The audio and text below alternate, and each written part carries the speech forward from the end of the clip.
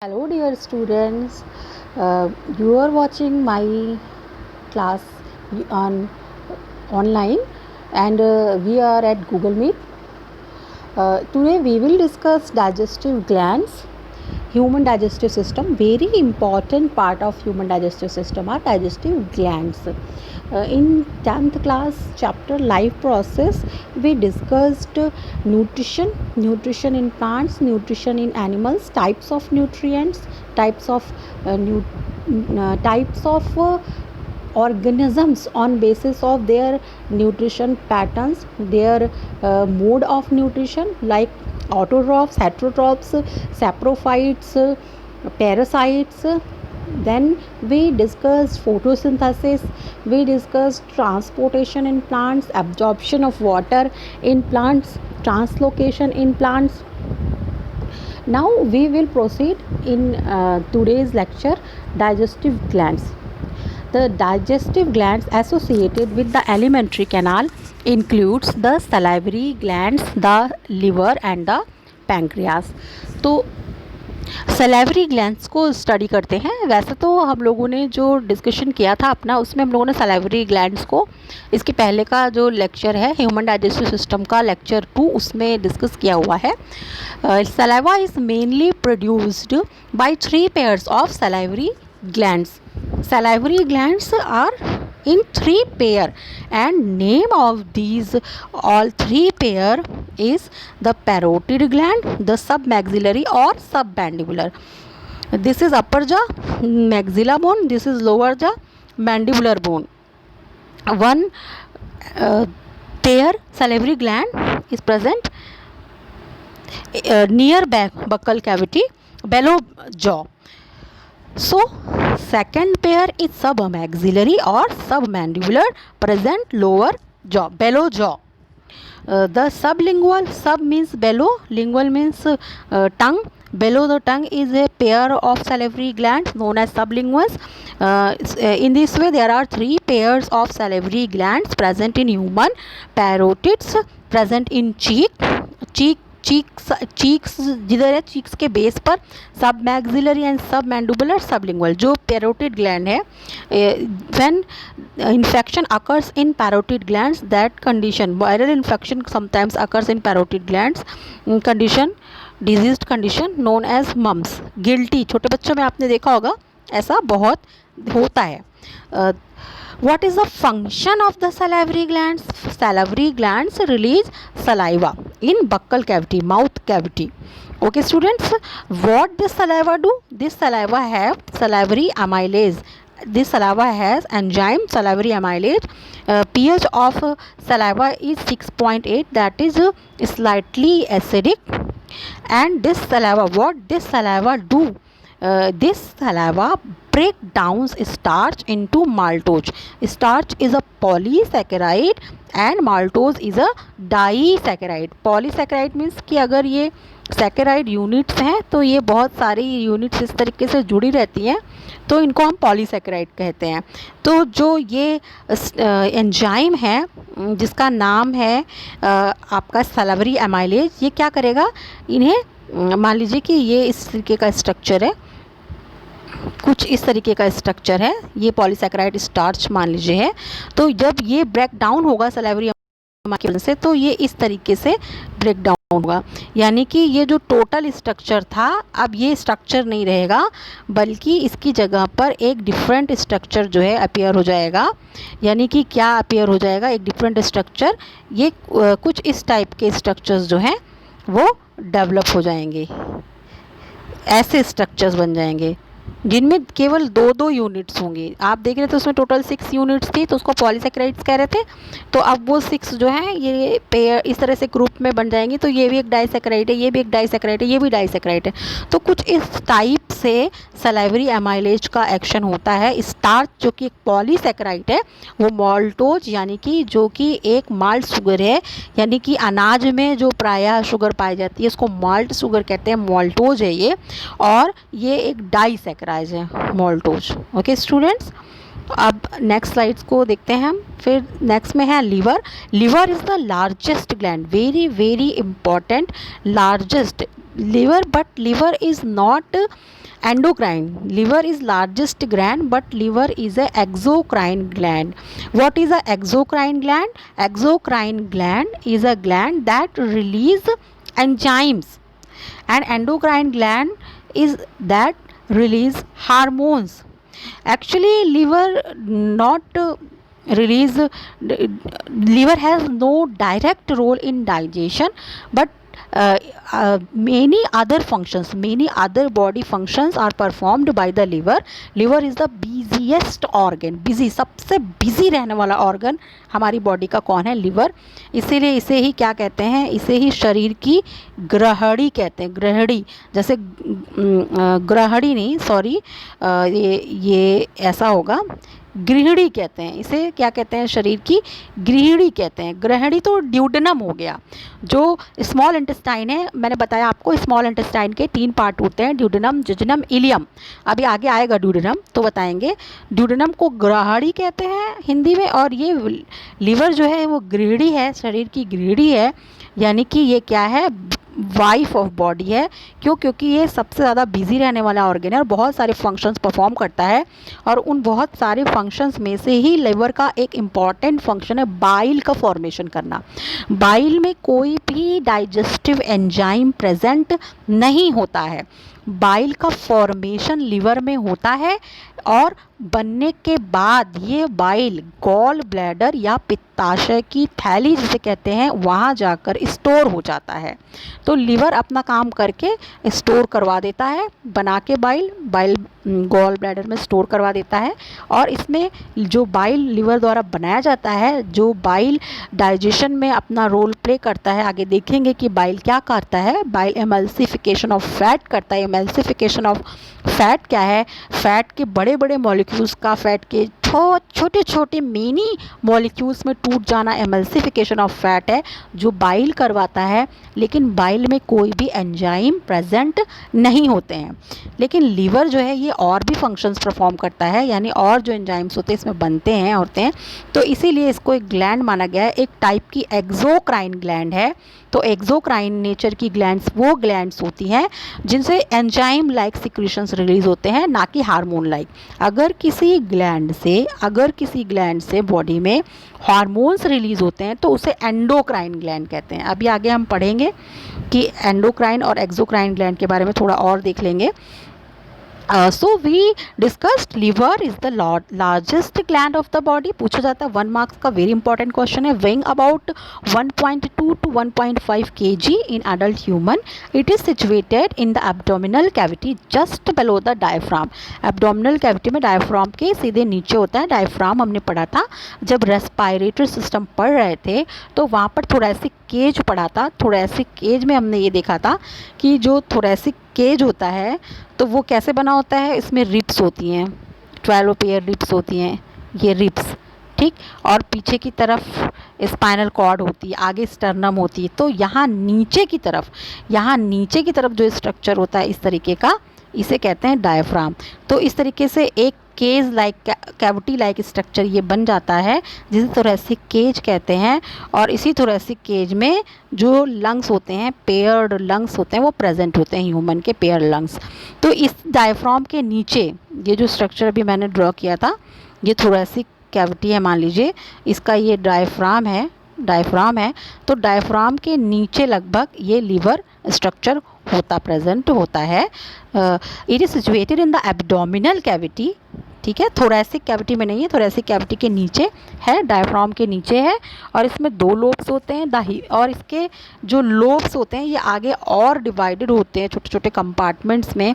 और लोब्स जो छोटे छोटे कंपार्टमेंट्स में डिवाइडेड होते हैं उनको लोब्यूल्स कहते हैं। लोब्स जो होते हैं लोब्यूल्स में बटे रहते हैं। द हिपैटिक वर्ड जो है वो स्पेशली जो टर्म है वो सिर्फ लीवर के लिए यूज़ होने वाला टर्म है। जैसे बायोलॉजी में आप देखिए किडनी के लिए टर्म होता है रीनल, आपने लंग्स पढ़ा, लंग्स के लिए वर्ड है पल्मोनरी। इसी तरह हार्ट के लिए वर्ड है कार्डियक। तो इसी तरीके से जो लिवर है, लिवर के लिए वर्ड होता है हिपैटिक। तो जो लोब्स हैं, 2 लोब होते हैं लिवर में, ये छोटे छोटे हिपैटिक लोब्यूल्स में बटे होते हैं। और यही हिपैटिक लोब्यूल्स क्या हैं? Structural and functional units of liver हैं। और इनमें ही क्या प्रेजेंट होती हैं, हिपैटिक सेल्स होती हैं। हिपैटिक लोब्यूल्स जो है वो स्ट्रक्चरल यूनिट है, यानी कि जो भी काम लिवर में होता है वो हिपैटिक लोब्यूल्स में होता है। और हिपैटिक लोब्यूल्स के अंदर हिपैटिक सेल्स पाई जाती हैं, यानी जो सेल्स बेसिकली लिवर में पाई जाती हैं वो हिपैटिक सेल्स होती हैं।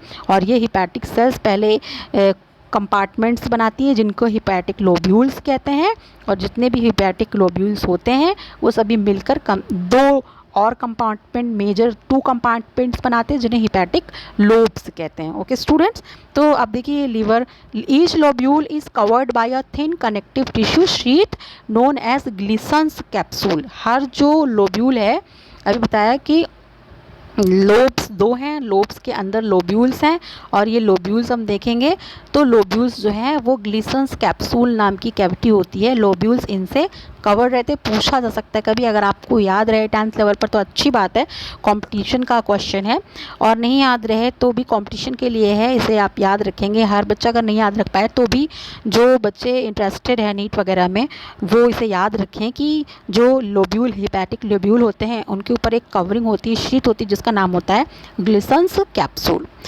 अब काम हमें पता चल गया कि लिवर में जो काम हो रहा है हिपैटिक सेल्स में होता है, और काम क्या होता है, बाइल का फॉर्मेशन होता है।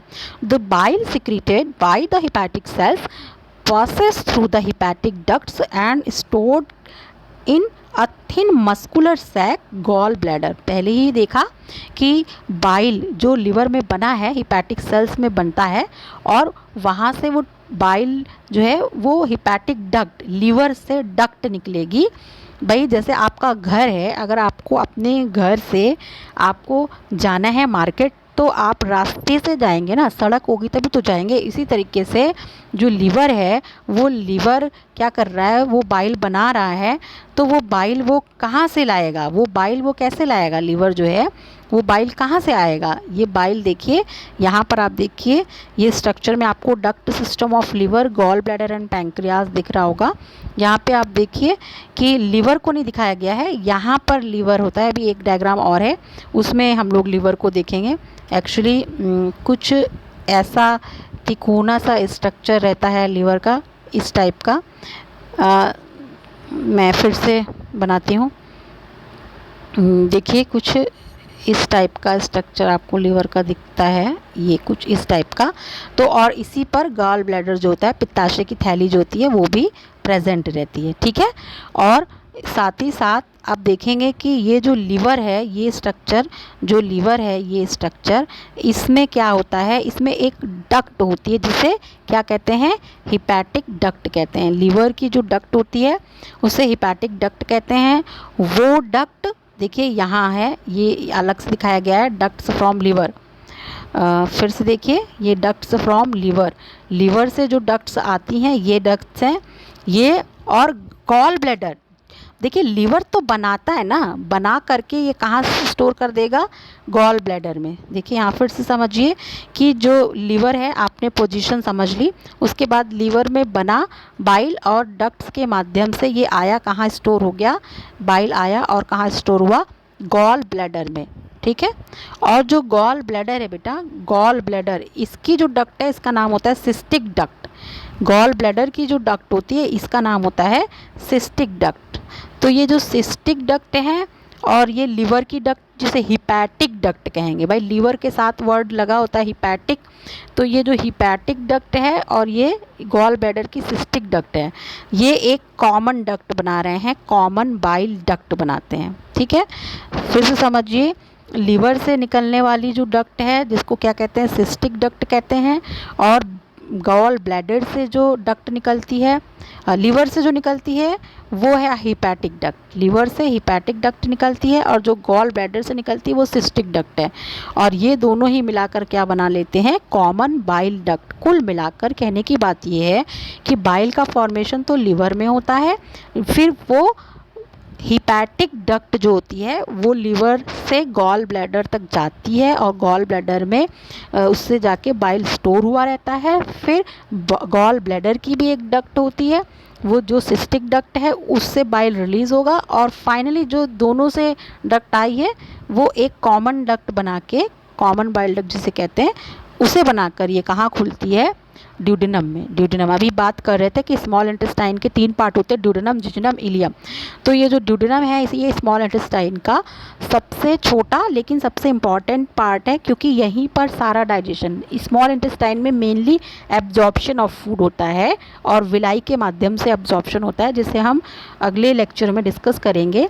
लेकिन जो ड्यूडेनम है यहाँ पर डाइजेशन का काम होता है, जिजनम, इलियम में एब्जॉर्प्शन होता है स्मॉल इंटेस्टाइन के। तो ड्यूडेनम देखिए ये ऐसी एक डक्ट है, ठीक है। अगर आपको ह्यूमन एलिमेंट्री कैनाल का स्ट्रक्चर याद है तो यहाँ से देखिए ओइसोफेगस होता है, ओइसोफेगस के बाद स्टमक रहता है, स्टमक से जब स्टमक है, स्टमक से जैसे ही निकलती है डक्ट, ये निकलता है तो ये इस ऐसा स्ट्रक्चर बनाता है, और यही स्ट्रक्चर क्या है, ड्यूडेनम है। और इसी स्ट्रक्चर में इसके जो दोनों पोर्शन है, देखिए ये ऐसा सी शेप का स्ट्रक्चर होता है, और इसके लगभग बीच में यहाँ पर जो है पत्ती जैसा ऐसा पैंक्रियास जो है रहता है, एक ग्लैंड और है पैंक्रियास, वो यहाँ पर। ड्यूडेनम के एक लिम्ब ये हुआ, एक लिम्ब ये है। ड्यूडेनम ऐसा यू शेप का स्ट्रक्चर है, तो इसके बीच में यहाँ पर पैंक्रियास होता है, ठीक है। आपको पोजीशंस क्लियर हो रही होंगी। ये देखिए यहाँ पर भी ऐसे दिखाया गया है, ये ड्यूडेनम है, ये ऐसा स्ट्रक्चर, जिसमें कि बीच में यहाँ पर क्या दिखाई दे रहा है आपको, ये स्ट्रक्चर जो दिखाई दे रहा है ये पैंक्रियास है। और इस तरह से आपको एक डक्ट ये दिखाई दे रही है, पैंक्रियास से भी निकलती है, वो भी ड्यूडेनम में आके खुलती है, ये पैंक्रियाटिक डक्ट है। और उसके बाद जो लीवर और बाइल से आती है कॉमन बाइल डक्ट, वो भी खुलती है। तो बाइल डक्ट वाली जो है कॉमन बाइल डक्ट, और पैंक्रियास से आने वाली पैंक्रियाटिक डक्ट, ये भी आगे एक कॉमन डक्ट बनाती है जिसे हिपैटो पैंक्रियाटिक डक्ट कहते हैं। और हिपैटो यानी जो लिवर वाला भाग है वो बाइल लाएगा, पैंक्रियाटिक जो पैंक्रियास से आने वाली डक्ट है वो जूस लाएगी। ये सब अभी हम डिस्कस करते हैं आगे के स्लाइड्स में। देखिए the ducts of gall bladder दिखाया अभी कि गॉल ब्लैडर की जो डक्ट है उसको सिस्टिक डक्ट बोला जाता है, और जो लिवर से निकलने वाली डक्ट है हिपैटिक डक्ट बोला जाता है। वो दोनों एक common structure common bile duct बनाते हैं, यानी कि जो एच है और सी है, देखिए HCBC जो आपका हिपैटिक डक्ट है और सिस्टिक डक्ट है, ये क्या बनाते हैं, कॉमन बाइल डक्ट बनाते हैं। तो ये HCBC हिपैटिक डक्ट और सिस्टिक डक्ट ये गॉल ब्लैडर की है और ये लिवर की है, और ये दोनों मिलके एक कॉमन बनाया इन्होंने जिसे बाइल डक्ट कहते हैं। ये भी आकर ड्यूडेनम में ही खुलती है। फिर इसके आगे जो ये कॉमन बाइल डक्ट है और पैंक्रियास से निकलने वाली डक्ट है, ये दोनों फिर ये भी एक कॉमन बना लेती हैं जिसे हिपैटो पैंक्रियाटिक डक्ट कहते हैं, ठीक है। यानी कि पहले जो हमने अभी तक देखा था तो उससे हमने HCBC देखा, यानी हिपैटिक और सिस्टिक डक्ट मिलाकर क्या बना ली, कॉमन बाइल डक्ट बना ली, ठीक है। फिर अब इसको हटाया हमने कि बाइल डक्ट रही, और बाइल डक्ट ने अब क्या कर लिया, बाइल डक्ट जो है ये भी, इसने भी एक स्ट्रक्चर बनाया, किसके साथ, बाइल डक्ट ने पैंक्रियास की डक्ट के साथ स्ट्रक्चर बनाया, यानी कि BC और PC है। तो इन लोगों ने क्या बना दिया, इन्होंने बनाया hepato pancreatic duct, hepato pancreatic duct HP बना दिया, ठीक है, हिपैटो पैंक्रियाटिक डक्ट बना दिया, ठीक है। आप समझ पा रहे होंगे, कोई ऐसा मुश्किल नहीं है, आप देखिए डायग्राम से तो आपको समझ में आएगा। और जो ये हिपैटो पैंक्रियाटिक डक्ट है, यानी कि एक मान लीजिए आ रही है गॉल ब्लैडर और लिवर से, और एक आ रही है पैंक्रियास से, और ये सभी कहाँ खुलेंगी, ये सभी ड्यूडेनम नाम का जो स्ट्रक्चर है ये यहाँ पर इसमें इस तरह से ओपन होंगी, ये ऐसे ड्यूडेनम में आके खुलेंगी। तो क्यों खुल रही हैं भाई, कोई रास्ता कहीं खुलता है तो किसी को जाना होता है तभी तो खुलता है। तो इसी तरह जो बाइल है वहाँ से बाइल डक्ट से आकर ड्यूडेनम में आता है, और पैंक्रियास से पैंक्रियाटिक जूस ड्यूडेनम में आता है। तो इस तरह से बाइल और पैंक्रियाटिक जूस ड्यूडेनम में आ जाता है, और ड्यूडेनम में ही स्मॉल इंटेस्टाइन का डाइजेशन होता है। स्मॉल इंटेस्टाइन का वो पार्ट है ड्यूडेनम जहाँ डाइजेशन होता है। तो बाइल और पैंक्रियाटिक जूस में बहुत से क्या ऐसे कंपोनेंट्स पाए जाते हैं जो डाइजेशन में मदद करते हैं, ठीक है। तो इसलिए हम ये सब कुछ देख रहे थे, तो आपको आई होप समझ में आया होगा ये लेक्चर। देखिए फिर इसके आगे हम लोग देखते हैं तो पैंक्रियास क्या है, अब पैंक्रियास के बारे में देखते हैं। The pancreas is an elongated organ situated between the limbs of the U shaped duodenum. ये बात मैंने आपको अभी समझाई कि ऐसा यू शेप का ड्यूडेनम होता है और इसके बीच में ही ऐसा पत्ती जैसा जो है ये पैंक्रियास रहता है, और इसी से पैंक्रियाटिक डक्ट जाती है, जिससे पैंक्रियाटिक जूस ड्यूडेनम में रिलीज होता है। Pancreatic juice and bile are released in duodenum through hepatopancreatic duct. अभी हमने देखा हिपैटोपैंक्रियाटिक डक्ट का बनना, ठीक है। तो देखिए यहाँ इस डायग्राम में आपको ये सब बहुत अच्छे से क्लियर होगा। तो चलिए इस डायग्राम के थ्रू हम समझने की कोशिश करते हैं। तो मैं आपको बता रही थी कि लीवर है, लीवर में 2 लोब्स हैं, देखिए आपको दिखाई दे रहे हैं। यही लीवर में क्या बनता है, बाइल बनता है, और ये देखिए लीवर से आके ये कहाँ स्टोर हो जाता है, ये पोर्शन आपको दिखाई दे रहा है, ये गॉल ब्लैडर है, गॉल ब्लैडर में स्टोर हो जाता है। अब गॉल ब्लैडर से रिलीज़ होकर कहाँ आता है, ये पोर्शन जो आप देख रहे हैं ये ड्यूडेनम है। तो ये कहाँ आ जाता है, ये बाइल रिलीज़ होकर कहाँ आता रहता है, ड्यूडेनम में आवश्यकता अनुसार आता रहता है। फिर इसी तरीके से आप देख सकते हैं स्ट्रक्चर, ये वाला जो है ये पैंक्रियास है, और यहाँ से भी डक्ट निकली है, तो ये भी डक्ट यहाँ आती है। तो यानी कि यही कॉमन डक्ट ये यहाँ जो आएगी इसे बोलेंगे हिपैटोपैंक्रियाटिक डक्ट, जिसमें लीवर से आया हुआ बाइल भी है और पैंक्रियास से आया हुआ पैंक्रियाटिक जूस भी है। और इसी डक्ट का आपको बताया था कि इसका जो ढक्कन होता है यानी स्फिंक्टर होता है, वहाँ पर एक स्फिंक्टर होता है। ये नहीं कि हर समय बाइल आते रहे, हर समय जूस आते रहे ना, कभी कभी आएगा जब फूड आएगा तब, ठीक है। तो उस टाइम पर ही आए, तो बाकी समय दरवाज़ा बंद रहे, तो वहाँ पर एक स्ट्रक्चर होता है जिसे कहते हैं स्फिंक्टर ऑफ ओडाई। देखिए यहाँ पर इस स्लाइड में हम लोगों ने ये दिखा था, लिखा हुआ था स्फिंक्टर ऑफ ओडाई प्रेजेंट होता है। देखिए आप ये स्ट्रक्चर है ना, यहाँ पर देखिए, यहाँ पर हम लोगों ने पढ़ा था कि जो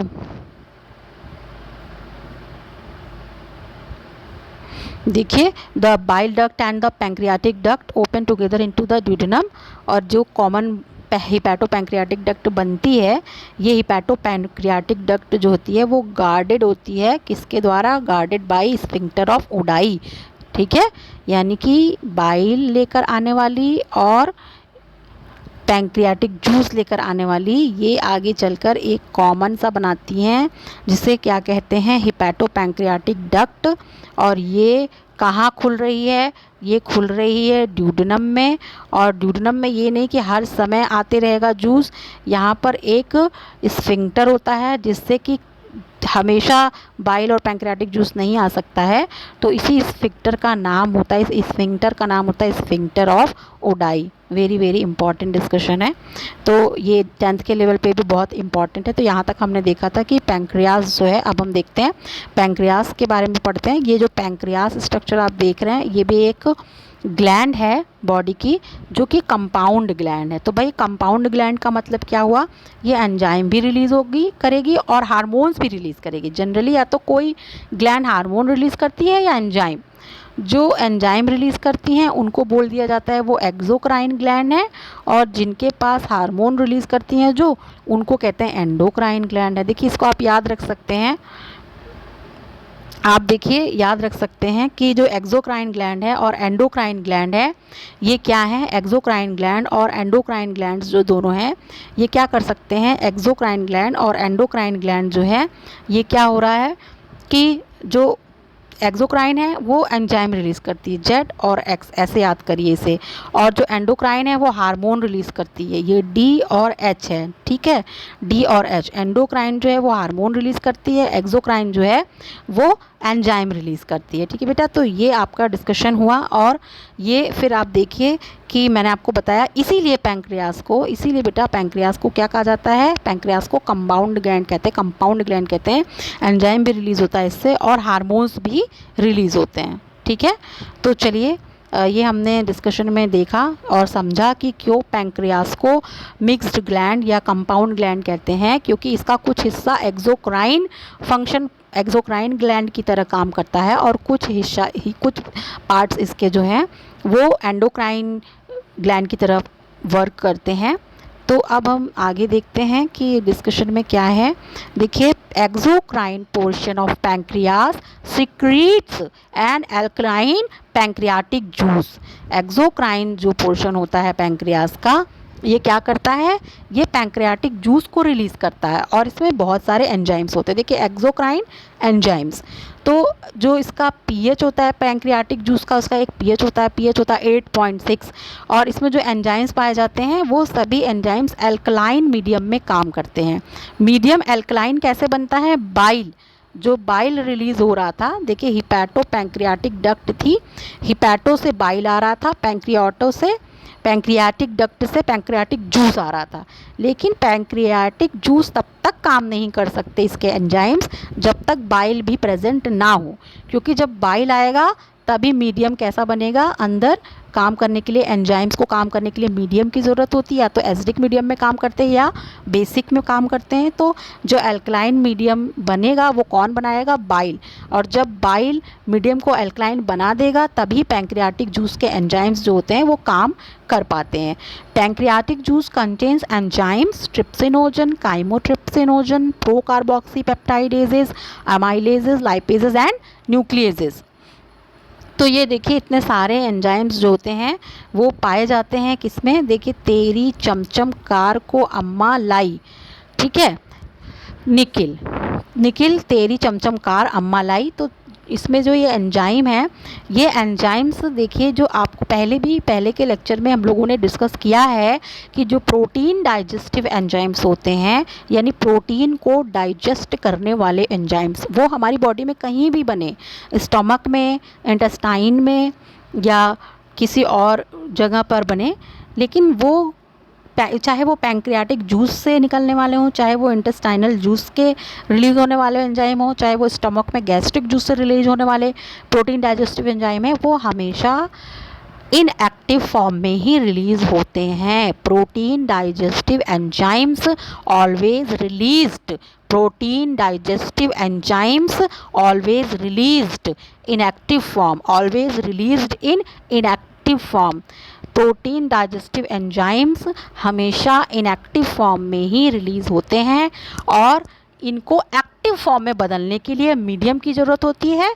ऐसे ही आपने पढ़ा था कि गैस्ट्रिक जूस में क्या पाया जाता है, रेनिन और पेप्सिन, जो कि पेप्सिनोजन और प्रोरेनिन के रूप में रिलीज़ होता है, और HCl जो मीडियम को एसिडिक बनाता है, जब वो आता है तो HCl की प्रेजेंस में पेप्सिनोजन पेप्सिन एक्टिव फॉर्म में बदलता है और प्रोरेनिन भी एक्टिव रेनिन में बदलता है। इसी तरीके से यहाँ भी जो प्रोटीन डाइजेस्टिव एंजाइम देख रहे हैं आप, ये है ट्रिप्सिनोजन, काइमोट्रिप्सिनोजन और प्रोकार्बोक्सी पेप्टाइडेजेस। ट्रिप्सिनोजन, काइमोट्रिप्सिनोजन और प्रोकार्बोक्सी पेप्टाइडेजेस, ठीक है।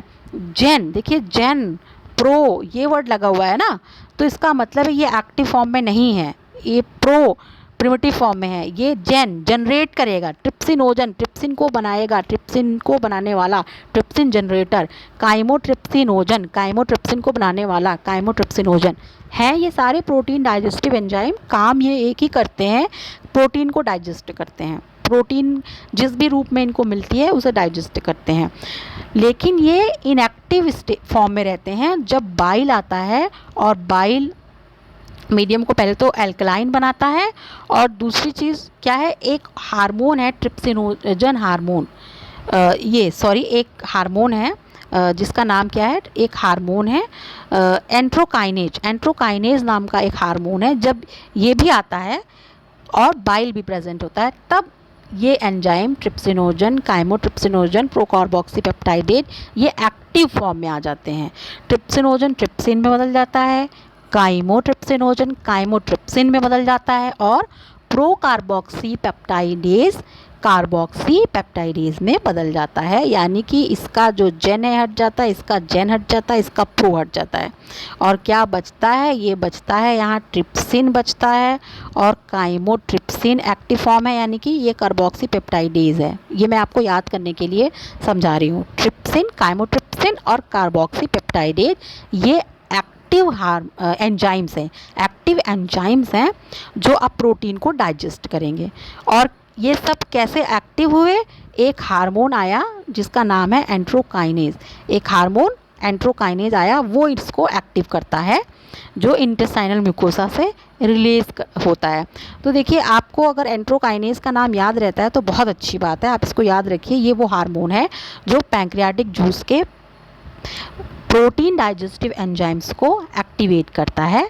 और ये एंजाइम तभी एक्टिवेट होंगे, पहले तो ये होना ही चाहिए, हार्मोन होना चाहिए, साथ ही साथ बाइल ज़रूर होना चाहिए, क्योंकि बाइल ही क्या करेगा, मीडियम को एल्कलाइन बनाएगा और एल्कलाइन मीडियम में ही ये काम कर सकते हैं। ठीक है, तो यहाँ तक हमने देखा। आगे देखते हैं, देखिए कैसे ये एंजाइम्स काम करते हैं। तो देखिए, फूड हमने पढ़ा था कि फूड जो है वो काइम के रूप में बदल गया था जब वो कहाँ से चला, ऑइसोफेगस से। पढ़ा हमने, बोलस था, माउथ में बोलस बना, ऑइसोफेगस में आया, और फिर ऑइसोफेगस से स्टमक में आया, स्टमक में काइम के रूप में आया, अब स्टमक से ड्यूडेनम में आ रहा है फूड, तो काइम के रूप में आता है। यहाँ तक पढ़ा था हमने। तो प्रोटीन्स और इस काइम में ये जो फूड आ रहा है, ये पार्शियली डाइजेस्टेड है, यहाँ प्रोटीन पार्शियली डाइजेस्टेड रूप में है। तो कोई प्रोटीन के ही रूप में हो सकती है, कोई डाइजेस्ट हो गई है तो प्रोटियोजेस या पेप्टोन के रूप में हो सकती है। और अब ये सब कहाँ पहुँचेगी, ये प्रोटीन, प्रोटियोजेस, पेप्टोन्स, फूड है, खाना है, वही खाना आ रहा है, खाने के जो मॉलिक्यूल है उनका नाम बता दिया बस कि ये प्रोटीन, प्रोटियोजेस, पेप्टोन्स है। ये कहाँ पहुँच जाता है, ड्यूडेनम, इंटेस्टाइन की ड्यूडेनम जो ऐसे बार बार पढ़ रहे हैं, इसका स्ट्रक्चर है, इसमें पहुँचता है और तब यहाँ पर एंजाइम काम करते हैं। तो ट्रिप्सिन, काइमोट्रिप्सिन, कार्बोक्सीपेप्टाइडेज, ये 3 एंजाइम काम करते हैं। और जो ये प्रोटीन इस रूप में होती है वो डाईपेप्टाइड में बदल जाती है। डाईपेप्टाइड मतलब जैसे कि अगर ये प्रोटीन इस तरीके से, उसमें बहुत सारी छोटी छोटी यूनिट्स थी जो मॉलिक्यूलर बॉन्ड से जुड़ी हुई थी, तो जब एंजाइम काम करता है तो ये इस तरीके से बन जाती हैं, यानी कि ये इस तरीके की छोटी छोटी यूनिट्स में बन जाती हैं। तो ये जो छोटी छोटी यूनिट्स बनी, ये इनको क्या कहा गया, डाईपेप्टाइड्स। और हर एक यूनिट के बीच में, क्योंकि प्रोटीन है तो एक बॉन्ड होता है जिसे कहते हैं पेप्टाइड बॉन्ड, चाहे यहाँ होगा तो ये बॉन्ड होगा तो पेप्टाइड बॉन्ड है ये। ठीक है, तो यहाँ पॉलीपेप्टाइड में ये इतने सारे यूनिट एक साथ जुड़े हुए थे और डाईपेप्टाइड बना, ये एंजाइम लोग काम किए तो काम करके ये सारे छोटे छोटे मॉलिक्यूल बन गए बड़े मॉलिक्यूल से। और आपने पढ़ा कि breakdown of macro molecules into micro molecules, this is digestion, यही तो है डाइजेशन। तो पेप्टोन, प्रोटियोजेस, ये जो थोड़ा सा प्रोटीन का पार्शियली डाइजेशन हुआ था, उसके बाद अब इसका और डाइजेशन पैंक्रियाटिक जूस के एंजाइम्स करते हैं। ट्रिप्सिन, काइमोट्रिप्सिन और कार्बोक्सीपेप्टाइडेज, ये तीनों ही कैसे हैं, protein digestive enzyme of pancreas. Very very very important question है, पूछा जाता है। स्टमक के प्रोटीन डाइजेस्टिव एंजाइम कौन थे, रेनिन और पेप्सिन। कहाँ के, स्टमक में, गैस्ट्रिक जूस में आए थे ये। और जो पैंक्रियाटिक जूस है उसके एंजाइम्स कौन है, ट्रिप्सिन, काइमोट्रिप्सिन और कार्बोक्सीपेप्टाइडेज। प्रोटीन डाइजेस्ट करते हैं ये, प्रोटीन डाइजेस्टिंग, और इसीलिए ये प्रोटीन डाइजेस्टिंग है तो प्रोटियोलाइटिक कहते हैं, प्रोटीन को तोड़ने वाले, प्रोटीन लाइसिस, प्रोटीन को तोड़ने वाले प्रोटियोलाइटिक एंजाइम्स हैं ये।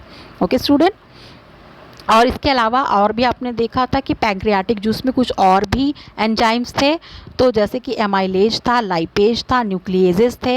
एमाइलेज, एमाइलम स्टार्च, स्टार्च को ब्रेक डाउन करता है, डाइसैकेराइड में तोड़ता है। बस वही बताया था मैंने कि ये बहुत सारी यूनिट ऐसे जुड़ी रहेंगी तो इनको दो दो वाली यूनिट में तोड़ देगा। फिर की तरफ फैट्स है, वो भी डाइग्लिसराइड और मोनोग्लिसराइड में लाइपेज एंजाइम से टूटेगा। इस तरह न्यूक्लिएजेस हैं, वो न्यूक्लिक एसिड को तोड़ेंगे। ठीक है, तो इस तरह पैंक्रियाटिक जूस जो फूड में डिफरेंट रूप में, डिफरेंट मॉलिक्यूल के रूप में, मैक्रो मॉलिक्यूल के रूप में फूड आया था, उसे छोटे छोटे मॉलिक्यूल में तोड़ रहा है। ठीक है, इस तरीके से पैंक्रियाटिक जूस जो है वो एंजाइम की मदद से फूड का डाइजेशन करता है और प्रोटीन का डाइजेशन होता है।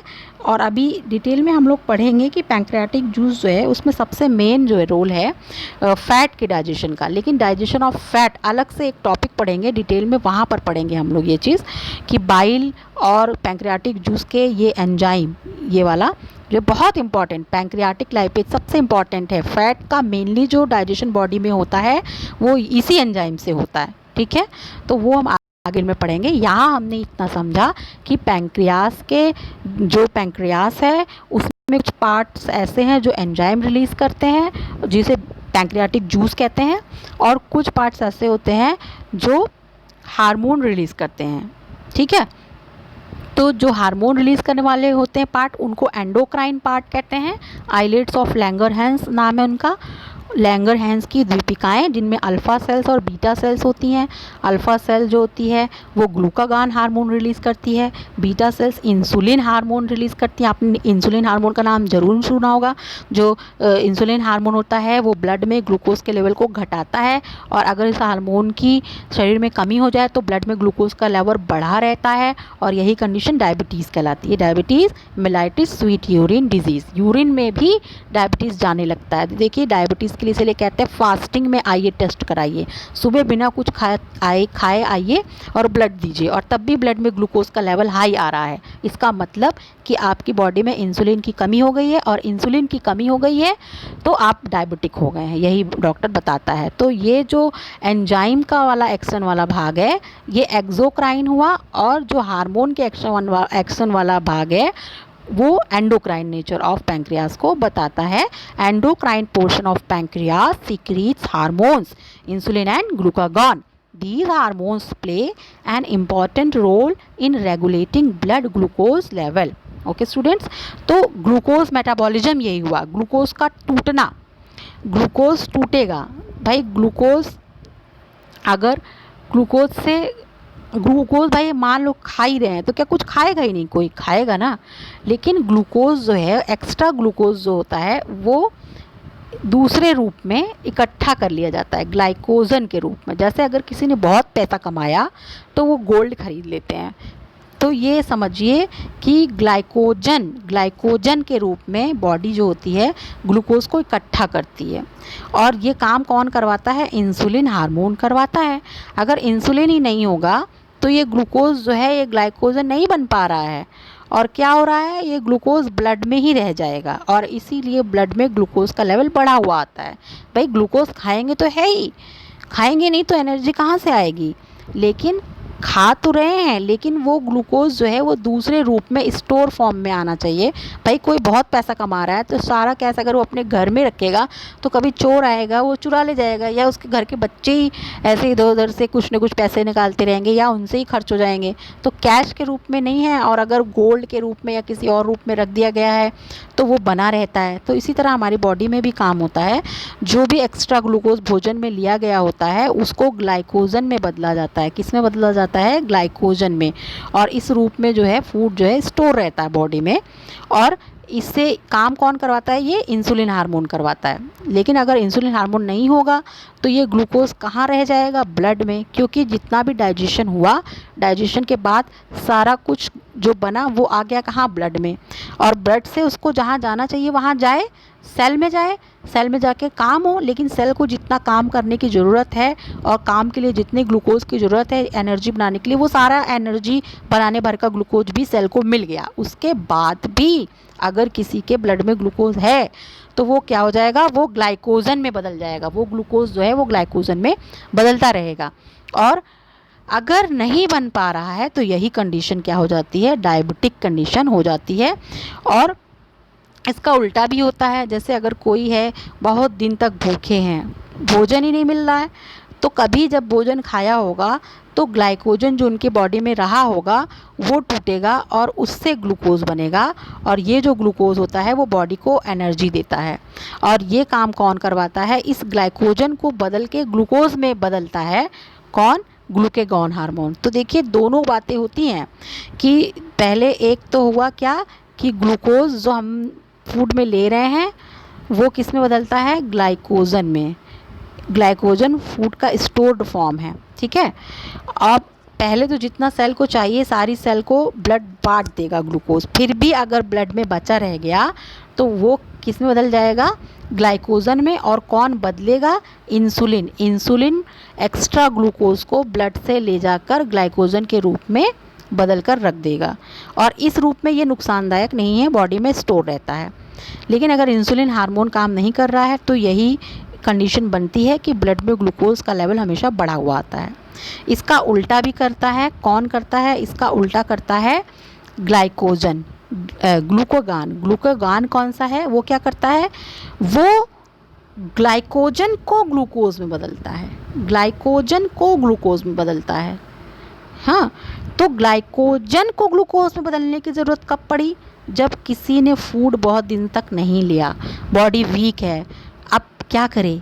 तो जो कोशिकाओं में ग्लाइकोजन, लीवर सेल में, मसल सेल्स में जो ग्लाइकोजन स्टोर रहता है, लीवर में स्टोर रहता है, वही ग्लाइकोजन तोड़ा जाता है और क्या बनाया जाता है? ग्लूकोज, और तब वो कोशिकाओं को भेजा जाता है ताकि कोशिकाओं में इस ग्लूकोज का ब्रेकडाउन हो और एनर्जी बने और सेल जिंदा रह सके, नहीं तो सेल मर जाएंगी। ठीक है, तो यानी सेल भूखों मर जाएगी। ठीक है, तो यही बात है। तो ये स्टारवेशन या लॉन्ग हंगर कंडीशन जब किसी की लाइफ में, बॉडी में बनी रहती है, तो इसकी तोड़ने की ज़रूरत होती है। या हम लोगों के साथ भी होता है, जब हम फास्टिंग करते हैं, व्रत रखते हैं, कोई 9 दिन के रख रहे हैं, तो उसमें सब में यही होता है कि बॉडी का जितना ग्लाइकोजन के रूप में फूड स्टोर रहता है वो टूटता है और उससे ग्लूकोज बनता है और वो ग्लूकोज से बॉडी एनर्जी फॉर्मेशन करती है।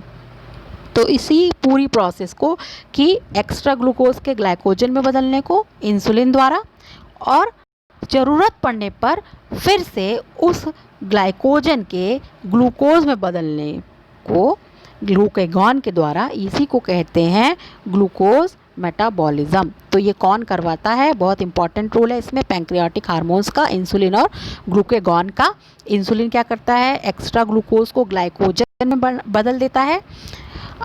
ठीक है, यानी कि ब्लड में ग्लूकोज जो है वो कम हो जाएगा। भाई ब्लड से ही निकाल कर तो क्या कर रहा है? ग्लाइकोजन में बदल रहा है। तो इससे क्या होगा? ब्लड में ग्लूकोज कम हो जाएगा। भाई अगर किसी ने 1 लाख रुपए कमाए, उसमें से उसने 80,000 का गोल्ड खरीद लिया, तो उसके पास कितना कैश बचा? 20,000 बचा।